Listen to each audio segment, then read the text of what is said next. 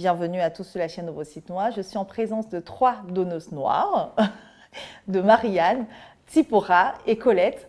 On devrait être aujourd'hui à 4 donneuses noires. Pauline n'a pas pu être présente aujourd'hui. Je te fais un coucou, Pauline.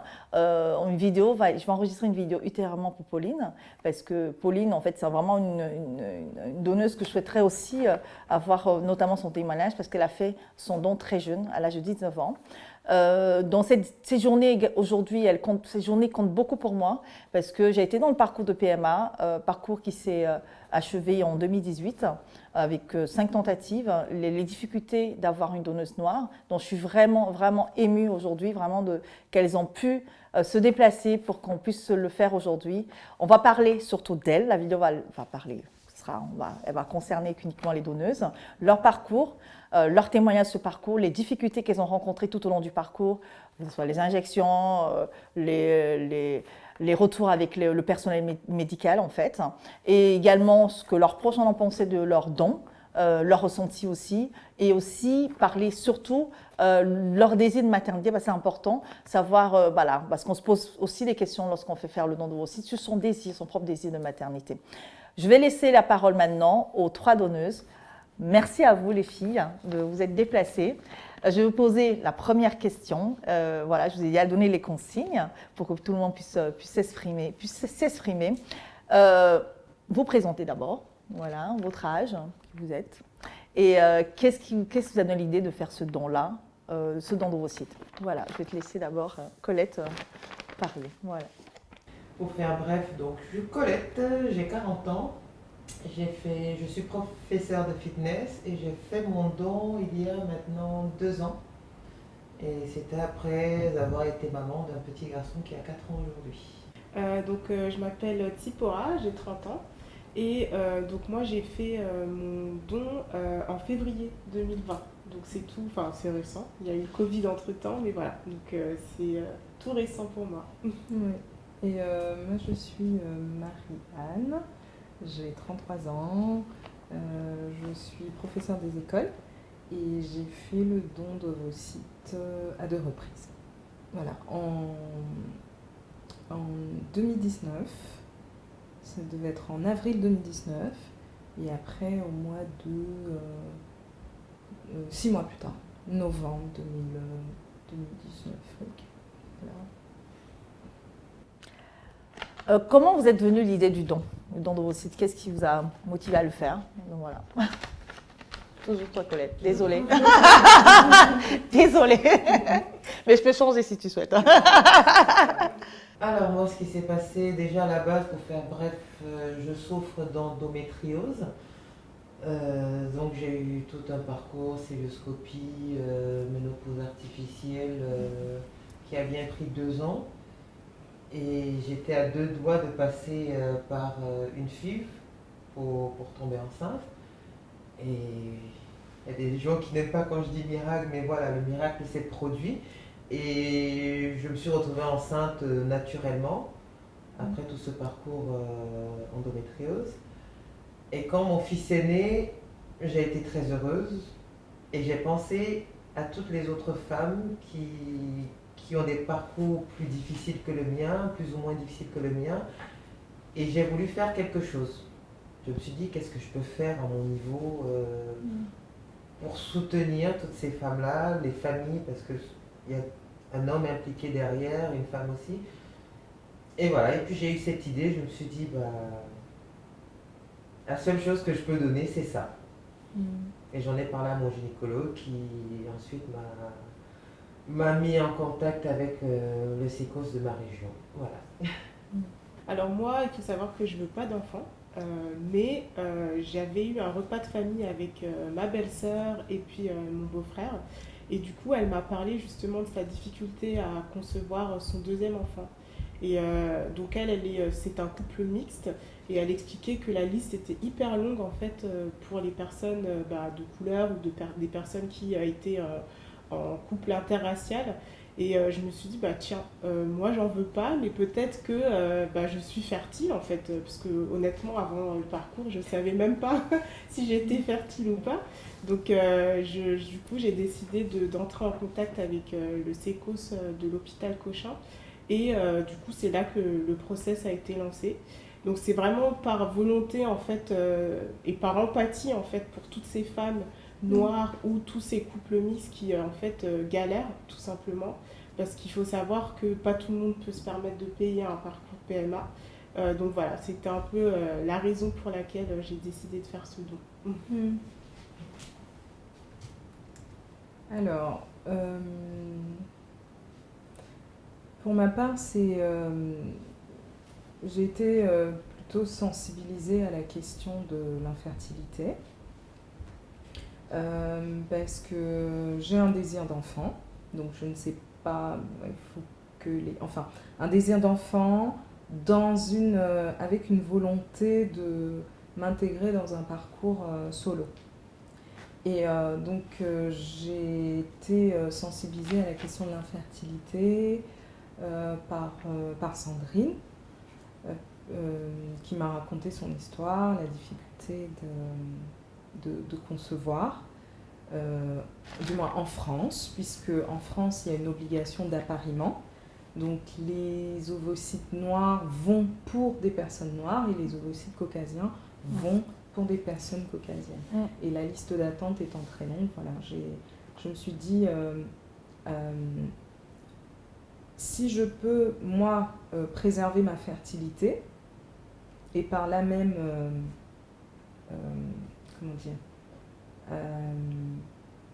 m'inscrire aussi dans une forme de solidarité, peut-être pas de générosité, mais de solidarité pour ces femmes noires qui ont des listes d'attente très longues, pourquoi pas. Donc j'ai fait le premier don en région parisienne et le deuxième dans le Nord. J'ai une autre question à vous poser, effectivement, par rapport à... Vous avez fait dans différents sécos. Il y a eu le sécos de Besançon, le sécos de Cochin, le sécos de Thonon et le sécos du Nord. À Lille, je ne me rappelle plus le nom. Je ne me rappelle plus le nom du sécos. Ma question va se poser notamment sur le rapport que vous avez vu le personnel médical. En fait, comment a été votre suivi? Le délai également, le délai au moment où vous avez eu cette réflexion-là, je veux faire le don, je veux passer à l'acte, à l'acte de pouvoir faire le don. Comment a été le suivi aux sécos, dans vos sécos respectifs en fait? Également Marianne, dans tes deux sécos respectifs. Voilà. Alors, le premier don a été fait au sécos de Thonon, dans le 20e arrondissement de Paris. L'équipe, je l'ai trouvée très bienveillante, je dirais même extraordinaire. Le docteur Mathieu Dargent qui s'est donc occupé de m'accompagner dans la démarche, avec les prescriptions, les examens, répondre à toutes mes questions, m'a invité également à sensibiliser la communauté sur le don. Donc tout a été, moi je dirais vraiment, ça a été une expérience très agréable au sécos, quoi. Donc je passe les contraintes liées on va dire, aux injections, mais le parcours en lui-même, on sentait vraiment un personnel très compétent, très habitué dans l'acte même médical. Je n'ai à aucun moment été frustrée ou je ne me suis pas sentie dans une contrariété. En revanche, ça s'est un peu moins bien passé dans le Nord. Je sais pas, j'ai pas un souvenir très heureux de mon expérience dans le Nord.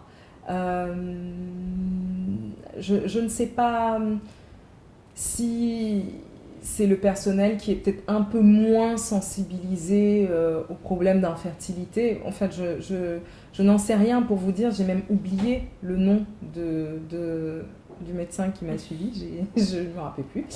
Bon, j'ai les mails, mais je ne saurais même pas dire qui c'est. Ça a été, enfin, il y a eu les traditionnels examens, mais l'expérience pour moi a été beaucoup moins réussie. Même par la suite au niveau même des ovocytes, la maturité des ovocytes, quoi. Donc j'ai un heureux souvenir de mon premier don et un souvenir beaucoup plus, je ne dirais pas malheureux, mais très mitigé du deuxième. Alors pour ma part, le parcours a été assez long, je trouve, parce que moi j'ai commencé le parcours, enfin en tout cas à demander les informations en mars 2019. Et du coup c'est presque un an plus tard que j'ai fait ma ponction. Demande d'informations, ils ont mis un peu de temps à délivrer en fait tout le petit focus, enfin l'enveloppe avec toutes les informations. Donc j'ai trouvé ça un peu bizarre. Ensuite, le personnel était assez sympathique, mais je pense que le SECO, je pense qu'il y a beaucoup de choses qui se passent. Donc ils prennent pas forcément le temps. Je trouvais que c'était je pense qu'ils sont habitués, mais justement peut-être trop. Parce que du coup, ils passaient pas vraiment beaucoup de temps, c'était un peu limite à la machine. Et du coup, ça explique peut-être les délais qui ont été assez longs. Et puis après, qu'est-ce qui m'a marqué typiquement, c'était assez lent pour justement définir la date de la ponction. Et une fois que la date a été définie, ça a été trop rapide, je trouve. Entre la demande d'injection, etc., la simulation, etc., je me suis dit, en fait, c'est peut-être pour ça, on en parlera par rapport à la maturité des ovocytes, mais ça explique peut-être pourquoi j'ai eu ce chiffre-là, en fait, d'ovocytes. Et après, du coup, pour répondre à tes questions, j'ai dû demander au docteur Chala, qui m'a suivi, et elle a mis du temps à revenir vers moi avec le nombre exact d'ovocytes qui du coup a été ponctionné. Et ça, du coup, j'ai pas trouvé ça très cool. Mais voilà, c'était mitigé. Je dirais pas que c'était horrible, mais peut-être que le 20e, c'est peut-être plus sympa si vous êtes en région parisienne, du coup. Colette. Alors moi, si on devait donner des étoiles, je donnerais 5 étoiles. Ah ouais, quand même. Parce que, après moi je suis partie humblement quand j'ai été mise en contact avec le SECOS de Besançon. Je ne prononcerai pas son nom parce qu'il était imprononçable, mais j'étais avec médecin Olga et j'ai été accueillie presque comme une princesse. Le personnel était vraiment, vraiment, vraiment petit soin. J'avais mon nom de code un peu comme un agent secret. Donc quand j'arrivais, c'est toi, Et tout s'est bien passé. Franchement, j'ai eu assez rapidement le rendez-vous avec le docteur du SECOS. On a eu un premier rendez-vous qui a été très très long, où il y a énormément de questions à répondre. Moi j'avais très peu de questions parce que moi tout ce qui m'importait à ce moment-là c'était de pouvoir donner des ovocytes. Franchement, éventuellement oui, les risques, je venais d'être maman, donc s'il y avait des risques en ce qui concerne la santé, mais à part ça, le reste m'importait très peu. Donc c'est plutôt moi qui ai dû répondre à beaucoup de questions sur la génétique et tout ça. Mais entre le premier rendez-vous et la ponction, c'est allé très vite. C'est allé très très vite. Ça s'est fait en moins de 3 mois. Parce qu'en plus, je ne sais pas si c'est toujours valable, mais à ce moment-là, le délai c'était 38 ans pour le don d'ovocytes. C'était 38 ans et c'était l'année de mes 38 ans. Donc je me suis dit, si c'est à la date d'anniversaire évolue, donc j'étais un peu en mode vitesse, mais ça s'est super bien passé. Donc voilà, en moins de 3 mois. Et oui, j'ai eu un très bon suivi. J'ai eu un retour après mon don qui a été assez rapide aussi. Et puis voilà, après je ne vais pas chercher à connaître la suite, de toute façon ça ne me regarde pas.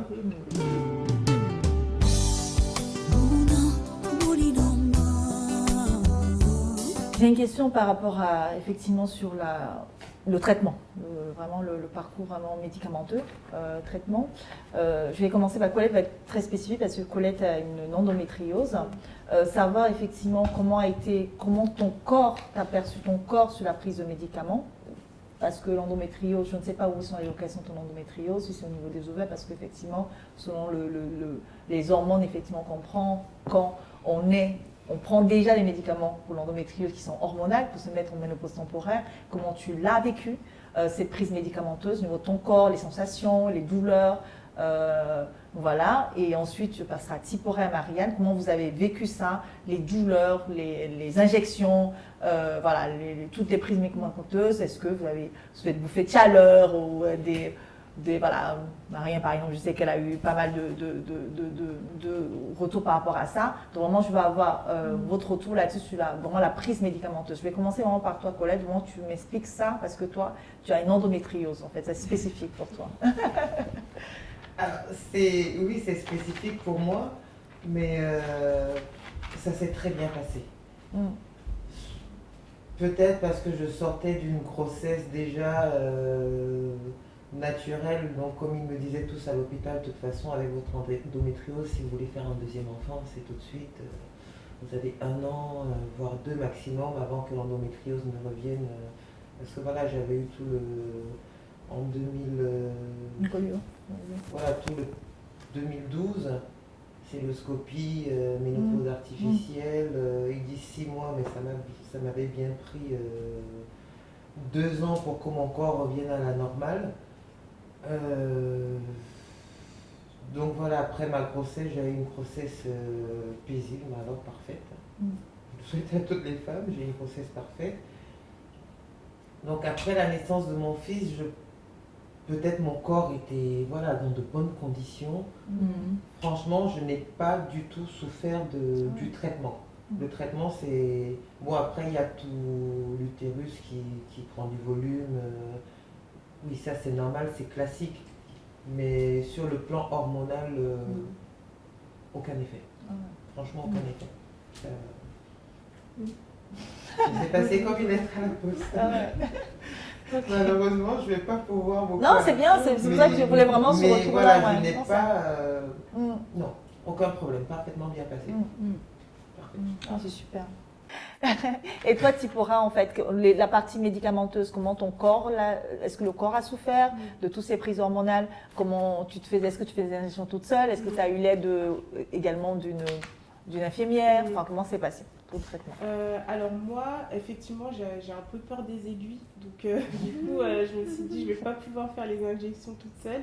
Donc il y a une infirmière qui passait à la maison pour me faire les injections. Après, j'ai pas vraiment souffert, honnêtement, j'avais peur, j'avais vraiment peur, mais en fait, tout s'est bien passé. J'avais juste le ventre qui était tout gonflé. J'ai jamais été enceinte, mais voilà, j'avais l'impression quand même que c'était assez, c'était drôle, en tout cas, de voir son corps changer. Et puis après, pour le jour de la ponction, moi, j'ai décidé de faire une anesthésie générale, parce que, comme je vous l'ai dit, j'ai peur. Donc, j'avais peur de ressentir des choses, et du coup, là, j'ai vraiment rien senti. Et après, il y a juste le coup de massue quand on se réveille de l'anesthésie. Mais sinon, tout s'est bien passé. Pas d'hyperstimulation? Non, du tout, non. Et pour toi, Marianne, comment c'est les deux? Parce que tu as fait 2 fois le don, comme tu nous as expliqué, au Sécos de Tenon et également au Sécos à Lille. Comment ça s'est passé pour toi, la prise médicamenteuse, ton corps? Je sais que toi, tu es très attachée, tu vis dans ton corps. Je veux vraiment que tu nous partages ça, en fait, comment ton corps a perçu tout ça, les injections, les difficultés également de rendez-vous avec l'infirmière, voilà, tout ça. Alors, pour Tenon, oui, j'avais pas répondu. Je viens de me souvenir, j'avais pas répondu à la question.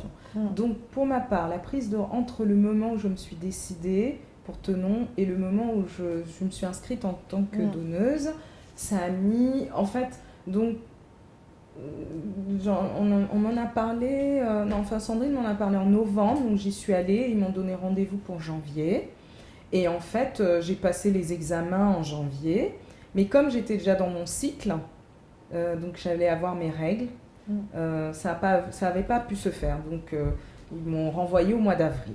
Donc il s'est passé 3-4 mois entre le moment où j'ai pris rendez-vous, où je me suis inscrite, et le moment où la ponction a été faite. Pour ce qui est de Tenon, donc les examens, j'ai eu droit à la série de tous les examens, la réserve ovarienne, si j'avais des problèmes d'endométriose, enfin j'ai passé une batterie d'examens. Après, il a été convenu de la quantité de hormones à injecter pendant 10 jours. Pour moi, c'était pendant 10 jours. Et ça s'est vraiment bien passé, sauf les 2 premiers jours où j'ai tout de suite ressenti, sachant que je souffre du syndrome prémenstruel, et puis ils avaient, moi dans mon résultat, ils ont détecté une endométriose mais très minime. Ils avaient dit, voilà, c'est au niveau du torus, donc c'est un endroit au niveau de l'anus. Bon. Une Ferrari en termes d'utérus. Hein? Une Ferrari. Voilà, et j'ai eu droit à cette remarque de la part du gynéco qui m'a dit « Ah, votre utérus est parfait, on dirait une Ferrari. » Bon. Donc c'était bon. Donc ça s'est très bien passé à l'hôpital Tenon, sauf que les 2 premiers jours, j'ai souffert beaucoup de salivation. Donc j'avais un accroissement de la salivation. Bref, tous mes symptômes prémenstruels multipliés par 2. Voilà, et les odeurs. J'étais très indisposée les 3 premiers jours par les odeurs. Lorsque je me suis inscrite en tant que donneuse dans le Nord, j'ai pas passé la même série d'examens. Je ne sais pas pourquoi. Ils se sont, bon, peut-être parce qu'ils se sont dit ça ne fait que 6 mois que j'ai fait le don. Donc ils sont repartis sur les mêmes doses. Après un examen sanguin tout de même, mais voilà, on est reparti sur les mêmes doses. Et là, c'était... Il n'y a pas eu d'hyperstimulation, il n'y a rien eu, mais j'ai eu beaucoup... Ça a tiré beaucoup sur mon ovaire droit, beaucoup, énormément. Donc je suis retournée à l'hôpital pour voir, et au bout du 7e jour, ils ont dû arrêter. Donc j'ai été prélevée le 8e jour, 8 ou 10 jours pile, dans le Nord, alors qu'à Tenon, j'avais fait mes 12 jours et je suis venue le 13e jour après le déclenchement par le gonal, après injection du gonal. Et les piqûres, je me suis faites moi-même parce qu'il m'avait dit les seringues sont toutes petites, donc ça va aller. Non, je me faisais toute seule. Ça a vraiment été très... en tout cas, Tenon a été une expérience très agréable et vraiment dans le Nord très mitigée, hein, vraiment très mitigée. Tout. En termes de ressenti dans le corps, où mes ovaires dans le Nord, les ovaires tiraient, ça faisait vraiment mal. C'était pas très douloureux, mais très désagréable. Et alors qu'à Tenon, rien, quoi. Je suis arrivée le jour de la ponction en disant « je me sens pleine comme une poule ». Et ils m'ont dit « oui, c'est vrai que vous couvez des œufs ».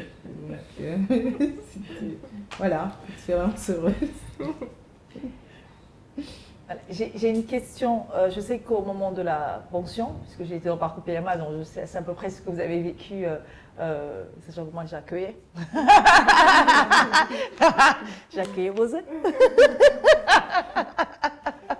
Donc voilà, je voulais savoir, je sais que c'est au moment où, parce qu'on me calait avec la donneuse en fait, au moment où on fait la ponction de la donneuse pour qu'on puisse, parce que moi c'était le transfert des ovocytes frais et non vitrifiés, c'était des ovocytes frais. Comment ça se passe en fait? Comment vous organisez au moment de la ponction? Parce que je sais qu'il y a le contrôle devient plus rapproché pour le moment de la ponction. Comment vous êtes organisé? Notamment toi, Colette, avec ton fils Pierre-Alexandre, comment s'est passée cette organisation-là, familiale? Comment tu as pu te rendre disponible? Voilà, est-ce qu'il y a eu des contraintes? Est-ce que le SECOS a remboursé le taxi, remboursé la garderie, la garde d'enfants de Pierre-Alexandre? Comment s'est passée cette organisation-là? Toi, Colette, du point de vue d'abord avec, comme tes mamans, avec Pierre-Alexandre, et ensuite Tsipora aussi avec le travail, et Marianne aussi avec le travail. Comment vous avez pu vous organiser par rapport à tout ça? Dans mon parcours par rapport aux dons, mon mari m'a beaucoup soutenue. Il a toujours été présent à mes côtés, mais oui, beaucoup. Même pour les injections, il me les faisait de temps en temps juste pour essayer, mais sinon je me les faisais moi-même. Donc en plus, on n'habite pas à Besançon, hein, donc il fallait faire le trajet jusqu'à Besançon pour les visites, les échos. Ça, en plus, manque de peau, le médecin qui les seconde dans ma région est en vacances, donc je devais aller faire mes visites sur Besançon. Et ça, c'était l'agréable surprise parce qu'on ne le savait pas, c'est que nos frais de déplacement, mes frais de déplacement étaient pris en charge. Donc après, on a rempli une fiche. Bon, pour la garde de Pierre-Alexandre, c'est son papa qui s'en est occupé. On venait en voiture aussi, je ne travaillais pas à ce moment-là, donc on venait en voiture jusqu'à Besançon, jusqu'au SECOS de Besançon. Et nos frais de déplacement ont été pris en charge. Mais au moment où je me suis inscrite quand j'ai voulu faire mon don, je ne savais même pas qu'il y avait une prise en charge de ce côté-là. C'était vraiment, bon, ça c'était la grave surprise. Ce qui s'est passé avec moi en plus, c'est que en fonction, j'ai un cycle quand même pas très régulier. Il varie entre 26 et 28 jours. Donc on ne savait pas trop si c'était un cycle de 26 jours ou un cycle de 28 jours. Et il y avait un jour férié, je ne me souviens plus, mais il y avait un jour férié, je crois qu'il devait tomber, ou le week-end. Et donc on avait dû ravancer ma ponction d'un jour. Et ça tombait bien parce que pareil, ils étaient prêts, ils étaient pile poil. Et donc ça s'est bien passé, on est arrivé le matin, mon mari m'a déposé, et puis j'ai été prise en charge sans problème. Il est revenu me chercher en début d'après-midi. J'ai pris aussi une anesthésie générale, hein, parce que ça secoue quand même un peu. Donc à moi, j'ai dit, non, je préfère dormir. Donc j'ai pris l'anesthésie générale. Mais franchement, pas de souci. D'accord, ok. Beaucoup de follicules donnés, pas de souci. D'accord. Mais mon mari était là, il était comme soutien. Donc... L'échographie, je ne sais pas si on... Je sais qu'il y a une surveillance avec prise de sang et échographie avant la ponction. C'est 24 heures ou 48 heures normalement. Voilà, 48 heures. C'était parce qu'il y avait un week-end. Non, il y avait eu le week-end. Donc j'étais allée le vendredi ou le samedi. Non, j'ai pas trop de souvenirs sur les jours exacts. Mais ma ponction s'était passée un lundi. Je crois que c'est ça, entre la prise de sang et la ponction, il y avait le week-end qui tombait.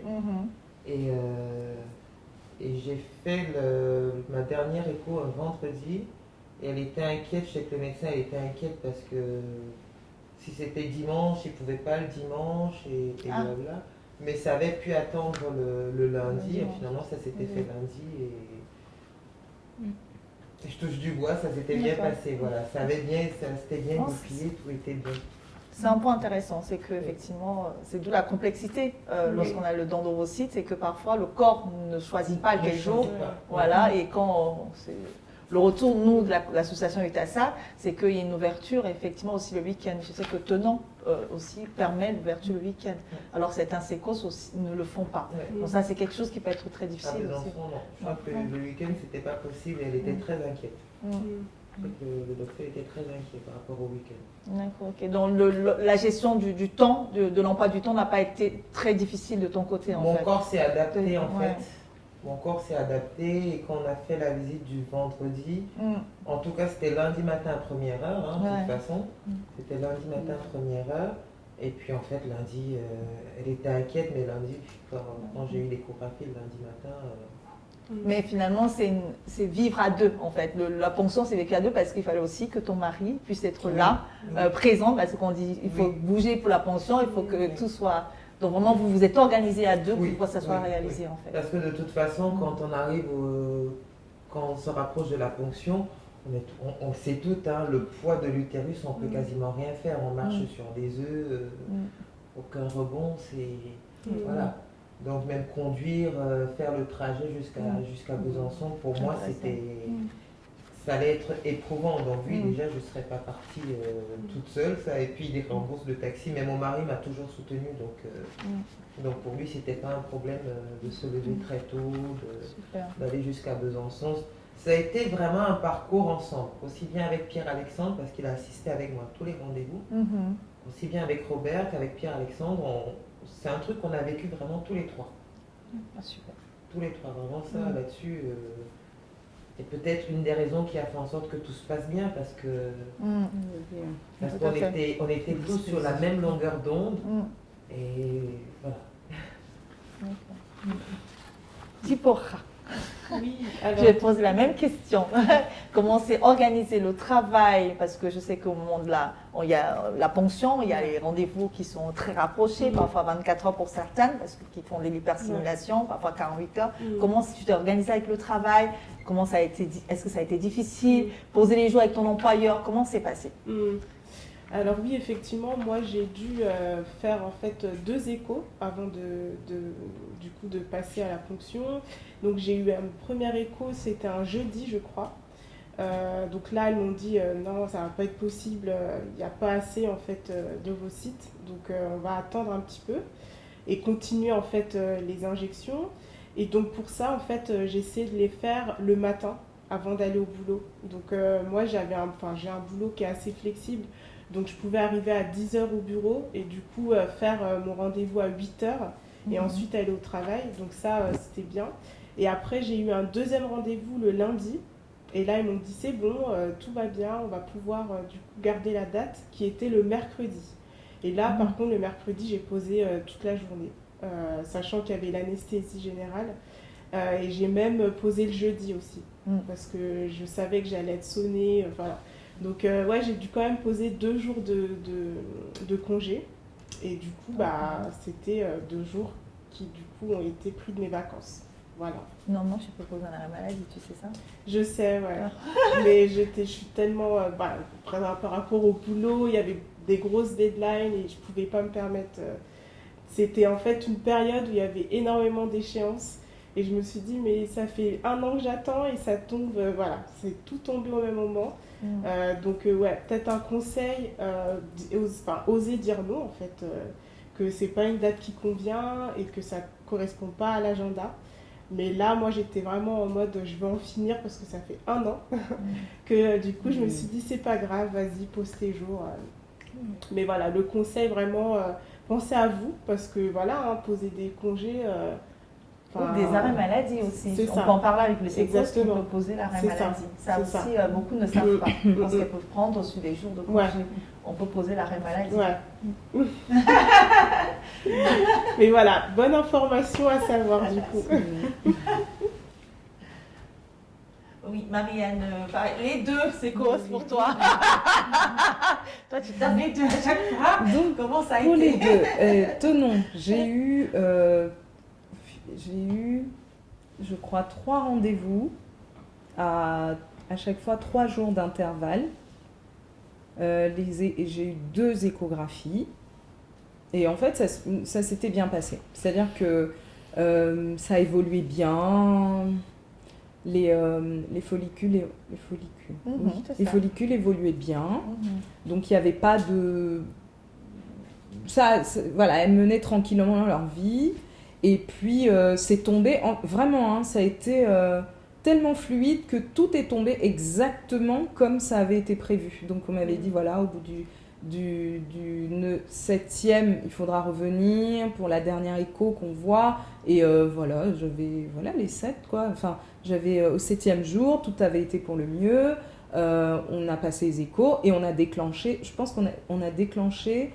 l'ovulation le mercredi, donc moi j'ai eu mon opération le jeudi matin, c'est la première heure de toute façon, et oui, je suis arrivée comme Colette le disait, le bas de l'utérus bien plein, enfin j'avais vraiment l'impression d'être une poule, plein d'œufs, et ça pesait vraiment, c'était pas douloureux mais c'était très inconfortable, on va dire. Voilà, c'est assez inconfortable. Donc au SECOS du Nord, j'ai eu 2 échographies. Et puis aussi, oui, à Thonon, il y avait chaque fois prélèvement sanguin, on vérifiait, alors que dans mon souvenir, au SECOS du Nord, il n'y a eu qu'une seule, une seule fois où on m'a pris, une seule fois pour déterminer...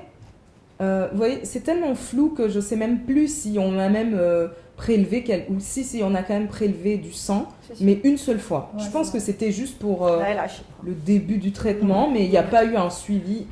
En tous les cas, je n'ai pas eu le sentiment d'avoir été suivie aussi rigoureusement qu'à l'hôpital Thonon. Donc j'ai eu 2 échographies. Une échographie, 2 parce que comme je me plaignais de mon ovaire droit ou gauche qui vraiment était... je pense qu'il était un peu en activité, enfin il a été un peu trop sollicité, enfin on m'a expliqué peut-être que c'est lié au fait que les dons avaient été rapprochés, donc bon. Je suis arrivée, ils ont déclenché, enfin c'était le même procédé mais pas du tout le même ressenti. Et moi, c'était plus désagréable à cause de ce petit truc qui tirait l'ovaire droit, quoi, qui tirait. Mais il y avait moins l'inconfort au niveau du bas du ventre. Pour ce qui est du transport, la première fois, donc, c'est Sandrine qui m'a récupérée. La deuxième fois, j'ai pris un Uber. Mais en fait, il faut savoir que les Uber ne sont pas remboursés. Donc, il aurait fallu que je prenne un taxi conventionné. C'est ça, tout à fait. Voilà, donc ils ont refusé de rembourser. Ah oui, et je crois qu'il n'y a rien qui a été fluide dans le Nord, rien du tout, parce qu'en plus, j'ai été prélevée. Mmh. Ouais. Oui, parce que c'est gratuit. Tous les soins, tous les examens qui sont faits sont gratuits. Moi, j'ai été prélevée de 275 € pour... donc, j'ai regardé ça, saisi sur mon compte. Hein, c'était pas saisi sur mon compte. Et donc, j'ai remonté, mais ça a été remboursé. Mais voilà, quoi. Bref, rien n'était... il me semble que rien n'était fluide. J'ai un souvenir vraiment mitigé sur tous les plans dans le Nord. Ce qui n'avait pas été le cas à Thonon. Colette a une question pour toi. Oui. Oui, parce que moi, je sais que quand j'ai fait mon don, c'était un don anonyme. Donc, dès l'entrée à l'hôpital, je devais même pas passer par l'accueil de l'hôpital, je passais directement par l'accueil du SICOS, qui m'avait donné un endocode et qui en rien n'était relié ni à ma carte vitale, ni à mon compte. Ouais, bah moi j'ai été prélevée. Donc en fait, tout ce qui pouvait être engagé comme frais d'analyse et autres n'avait aucun lien avec... Oui, tout à fait. Voilà, ce truc-là n'apparaît pas dans mon dossier médical. Parce qu'il n'y a aucun rapport. Si, ça apparaissait. Quand j'ai même pu voir comment ils appellent des trucs des impôts, là, c'était bien écrit échographie. Enfin, voilà, c'était vraiment... oui. Donc j'ai dû appeler pour leur dire, bah, écoutez, j'ai été prélevée là, qu'est-ce qui se passe voilà, et bon. Mais ça a été remboursé, en revanche, ça a été remboursé. Et par contre, les transports, le Uber n'est pas compté comme étant un mode de transport. Ça. Donc, voilà. Et puis à l'époque, j'ai pas eu de contraintes au niveau des horaires. Donc j'allais à mes rendez-vous. J'ai pas eu à poser de jour. J'ai pas eu à demander la permission à l'employeur. Ça a été pour le moins fluide, quoi. Okay. Mais je vais quand même poser parce que je te connais, je connais effectivement. Mais tu as quand même renoncé à certains entretiens quand il y avait peut-être des opportunités, tu les décalais. Oui, il fallait à un moment donné, il fallait faire des choix aussi. Donc les rendez-vous c'était le matin et parfois quand on y va, on attend un peu, même si on a voilà. Donc oui, effectivement. J'ai eu une ou deux fois comme ça où les entretiens, si on m'appelait pour un entretien ou si on m'appelait pour une mission, j'étais obligée quand même de dire, de composer avec cet emploi du temps-là. Tout était, voilà, c'est quand même 10 jours de stimulation où il vaut mieux rien prévoir. Il vaut mieux rien prévoir. Il vaut mieux que... et même après la ponction, il vaut mieux rien prévoir. Donc, il faut bloquer le mois, on va dire. C'est clair, parce qu'il faut avoir l'hyperstimulation. Voilà. J'ai une autre question, en fait, c'est savoir au moins la ponction, quel a été le nombre de follicules qui a été ponctionné ou de vos cycles qui a été ponctionné, votre déception, pas déception, est-ce que vous avez conservé pour celles qui n'avaient pas d'enfants, est-ce que vous avez conservé ou pas voilà. Donc voilà, la question. J'ouvre le bal. Voilà, ouvre le bal, Colette. Après Tsipora. Alors moi, je faisais parmi des championnes, mais pas la meilleure. Je crois, si je ne me trompe pas, que j'en avais donné 23. Wow. Oh God. Ouais. Ah ouais. Oui. C'était... Ah ouais. C'était... Elle devait être heureuse sur ses causes. C'était génial. C'était génial. J'étais... Ah ouais. Et pour attraper un peu ce que disait Marianne tout à l'heure, peut-être qu'il y a effectivement l'environnement dans lequel tu es au moment où tu le fais qui doit jouer aussi. Oui, moi je crois Parce que tu es en harmonie avec toi, avec ton entourage, avec tout ce qui se passe autour. Donc voilà, c'est ton jardin de fleurs, tes fleurs, elles éclosent. C'est vrai. Non, je Et suis d'accord. que si tu n'as pas de soleil, tu n'as pas d'eau, ça marche moins bien. Non, j'en ai donné beaucoup. Et je crois qu'après le tri, oui, parce qu'il passe en mature, il en est fait au bout d'une semaine ou deux, je ne sais plus quand j'ai eu le truc final, le mail, il en restait 16 ou 17 en bon état. Ah ouais. Voilà. Donc, donc je me suis dit, voilà, j'étais super content, c'est pas une, c'est peut-être 2 ou 3 familles qui vont en bénéficier. Et voilà, ma prière ce jour-là a été pour qu'il y en ait au moins un qui donne du bonheur quelque part. Exactement. Et voilà. Oh, ouais. Et donc ponction, anesthésie générale, Bon, plus de 24 heures quand même pour m'en remettre. Hein. Oui. HS, j'étais HS pendant plus de 24 heures, presque 2 jours, parce que la ponction c'était le matin. Mon mari m'a récupéré en début d'après-midi. Je crois que j'ai dormi tout l'après-midi jusqu'au lendemain, et pareil, le lendemain j'étais encore dans les bains. Plus cette gêne, hein, Ouais, sensation. mais bon, qui passe Oui, avec oui. du paracétamol, qui passe, qui est assez supportable. Voilà, faire un don, on ne souffre pas tant que ça. Non. On se Il y a cogne moins le de petit confort. orteil ou on a une rage dedans, on a beaucoup plus mal que ça. Donc voilà. Alors, Tsipora. Bah moi, comme je disais au début, je pense que le fait que ça a été super précipité, et en plus c'était une période où c'était très stressant avec le boulot, etc. Bah du coup, moi, on m'en a ponctionné que 8, donc je suis pas une championne. Du coup, c'est vrai qu'au début, j'étais un peu déçue, parce que moi, je voulais vraiment qu'il y en ait beaucoup, en fait, que ça puisse bénéficier à plus de familles. Et du coup, elle m'a expliqué que c'était peut-être lié aussi voilà, au contexte, le fait que ça n'a pas peut-être eu le temps de bien rentrer à maturation, enfin voilà, qu'il y avait peut-être des effets externes. Elle m'a rassurée en disant mais si vous voulez des enfants, c'est pas la même chose parce qu'il n'y a pas de stimulation. Mais bon, je lui ai fait comprendre que c'était pas ça ma déception. Hein, c'était, donc, mais ça, c'est bon à savoir aussi. Hein, c'est pas parce que lors de la stimulation, il n'y a pas assez d'ovocytes que quand ça va se passer naturellement dans la vraie vie, c'est voilà, faut bien distinguer les deux choses. Donc ça permet aussi de rassurer un petit peu. Et donc, moi, je voulais conserver, mais du coup, comme il n'y en avait que 8 et qu'il fallait avoir 12, enfin plus de 12 en tout cas, pour en avoir pour soi-même, bah du coup j'ai pas pu... C'est C'est différent à alors. prochain. Ouais, Ça, nous, c'est 12, important ouais. cet échange. Exactement. 12, C'est très important l'échange que je vais faire aujourd'hui. Donc, parce que du coup, c'est pas la même chose. C'est pas la même chose. D'accord. Et c'est même pas la même chose. Non, mais il y a une répartition. Je Mais sais il y a même pas sur mes oui, mais il y a une photos. répartition. Non, parce qu'on peut pas, parce que quand t'es maman, tu ne peux pas. D'accord, oui. c'est ça que D'accord, tu ok. m'expliques. Voilà. Mais c'est différent parce que je connais les règles de mes enfants. D'accord. C'est pour l'échange. Oui, ok. Ah bah je pensais que c'était national en fait. Non, les ok. sécos sont autonomes, chacun gère comme il Oui, entend. ok. Bah écoutez, 12, mais finalement pas possible. Donc voilà, c'est parti pour la famille, ou les familles, je ne sais pas. Voilà. Et toi, pour les deux, Marie? Alors, pour les deux, sur ce qui est de la règle de répartition, il me semblait quand même qu'il y a une règle nationale. C'est-à-dire qu'en dessous de 5, on prend rien. À partir de 6, on prend... si à 6, on prend 5, on donne à la receveuse. 1 qui va... C'est pas une règle, en fait, c'est une recommandation d'application de chaque sécos. Mais elle fait ce qu'elle veut.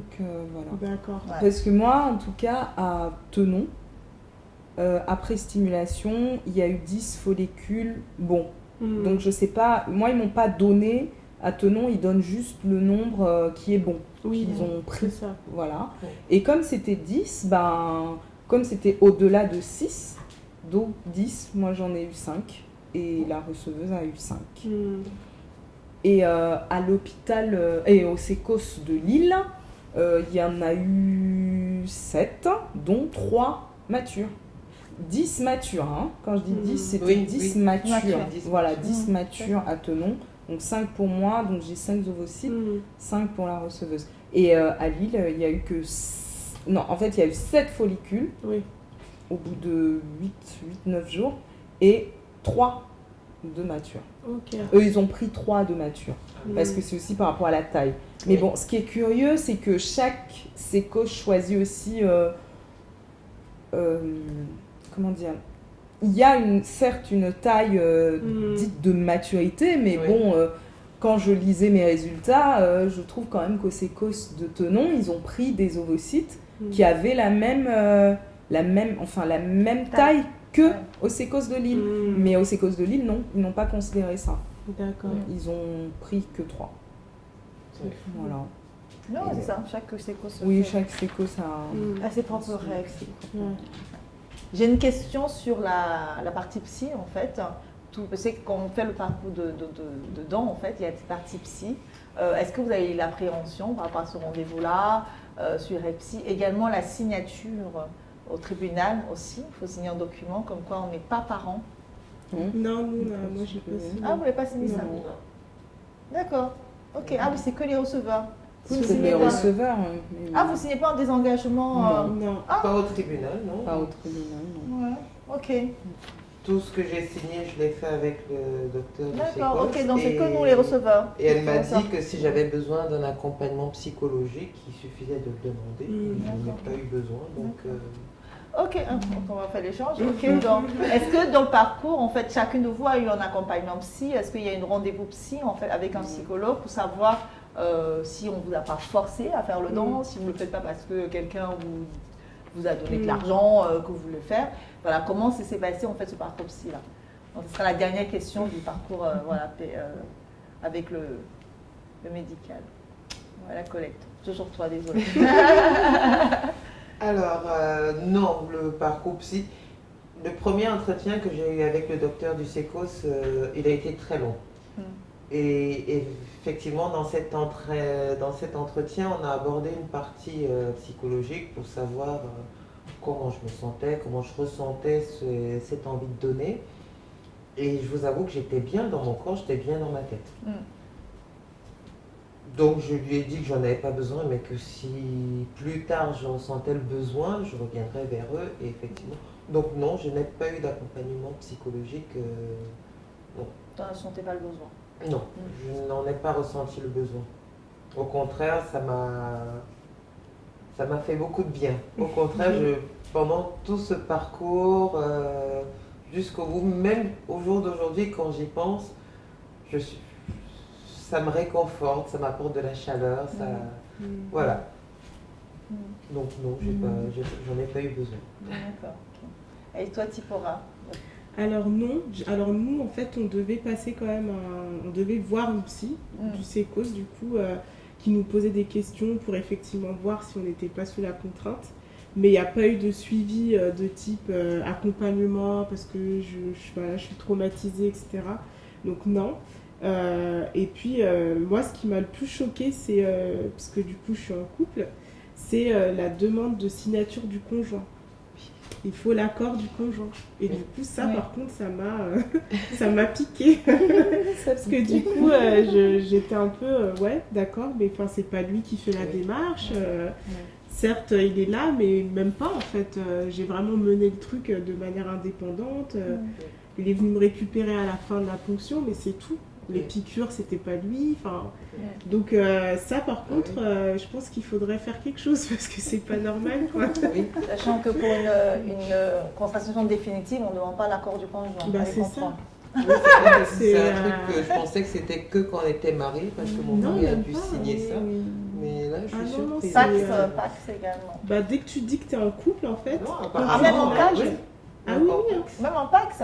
Moi, je suis pas paxée. Non, ils ont eu trop passé. Il n'y a pas besoin. Mariage et Pax, c'est tout. Parce que moi, c'était. Il y avait Pax, mariage, concubinage. Du coup, j'ai coché la case concubinage. Et du coup, il y avait écrit dans ce cas de figure, il faut la signature du même le concubinage.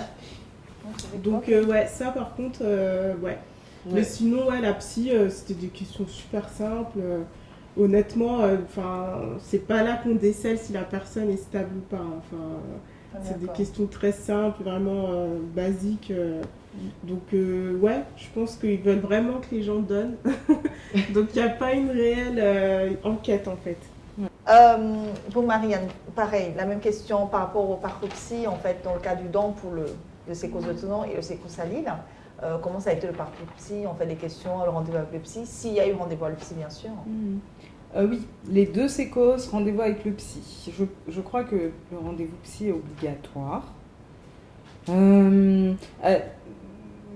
À l'hôpital Thonon, les questions étaient quand même... on sentait quand même un entretien psy. Enfin, je le dis parce que j'ai été en psychanalyse pendant 4 ans, donc le type de questions était assez orienté. Et si on n'est pas familier au type de questions, on peut se demander où on va en venir. Mais c'est des questions où on sent qu'elle essaie d'interroger le sens de la parentalité, le sens de la responsabilité, de voir si... j'ai toute ma tête quand même? Est-ce que oui, il n'y a pas la contrainte? Est-ce que c'est par mimétisme enfin en santé? Au Sécos de Lille, on a beaucoup plus discuté, mais je pense que c'est parce que c'est l'entretien, quoi. C'est-à-dire que quand je suis arrivée, les questions, les réponses que je donnais étaient très précises et on sentait que la chose avait été réfléchie. Donc de fait, on n'était plus sur un entretien psy, mais plutôt on a beaucoup discuté de la bioéthique. Voilà, la bioéthique, le rôle de l'Assemblée nationale dans la vulgarisation en fait de la pratique, les responsabilités, la responsabilité parentale, l'autorité, bon bref. Donc ça a été psy, oui. Et à la fin, l'hôpital Tenon a fait un compte rendu, voilà, qu'ils m'ont rendu. Wow. Voilà, pour dire que j'avais toute ma tête et que validaient le don. Mais c'était pas le cas au Sécos du Nord où c'était juste un entretien, il n'y a pas eu de partage. Je voulais juste apporter une précision. C'est vrai qu'au début, quand j'avais eu cet entretien qui était interminable, après j'avais passé bien 3/4 d'heure à remplir des questionnaires. Effectivement, je n'avais pas vu de psy, mais je me souviens qu'il y avait quand même des questionnaires assez lourds. J'étais seule dans une pièce sans mon mari, sans mon fils qui m'avait accompagné pourtant à remplir ces questionnaires-là. C'est que les parents ont la maladie. Est-ce qu'il y a quelqu'un dans ton entourage qui est malade? Oui, et même sur mon ressenti. Après, je ne peux pas me souvenir des questions, mais même sur ce que moi je ressentais dans ma démarche en tant que donneuse, il y avait plusieurs questionnaires différents. Donc j'avais dû vraiment être un peu isolée pour pouvoir me concentrer là-dessus pour bien les remplir. Voilà. Ok, ça marche.